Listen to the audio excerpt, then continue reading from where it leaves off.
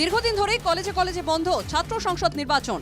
এক মাসেরও বেশি আগে উচ্চ মাধ্যমিকের ফল প্রকাশ হলেও ভর্তি সমস্যা মেটেনি। আদালতের নির্দেশে প্রায় 26,000 শিক্ষক শিক্ষাকর্মীর চাকরি যাওয়ার বেশিরভাগ স্কুলে পড়াশোনা শিখে উঠেছে বলে অভিযোগ। রাজ্য সরকারের ব্যর্থ শিক্ষানীতির প্রতিবাদে পথে নামল ছাত্র সংগঠন এসএফআই। ক্যাম্পাসে ক্যাম্পাসে ছাত্রদের গণতান্ত্রিক অধিকার নেই, ক্যাম্পাসে ক্যাম্পাসে তৃণমূলের বরঞ্চ তোলাবাজদের অধিকার বেড়েছে।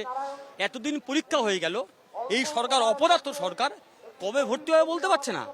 এসএফআই রাস্তায় নামার পরে, চারটে বাম সংগঠন রাস্তায় নামার পরে দেখা করার পরে অবশ্যই যারা ডেট দিয়েছে, মানে তখন কাটমানি নিয়ে সেটিং করতে পারছিল না কে কত কাটমানি নেবে।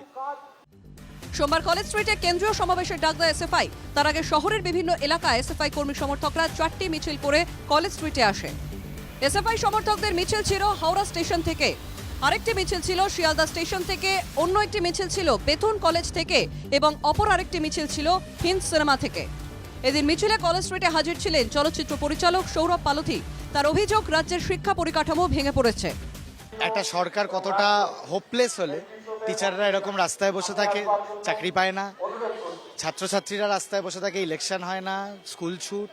এটা থেকে তো পরিষ্কার আমাদের আসল যে কাঠামোটা, সরকারি কাঠামোটা ভেঙে চৌচির হয়ে গেছে। হাওড়া জেলা থেকে আরও একটি বড় মিছিল আসে কলেজ স্ট্রিটে। হাওড়া স্টেশন থেকে হাওড়া ব্রিজ পেরিয়ে কলেজ স্ট্রিটে আসে বাম ছাত্র সংগঠনের মিছিল।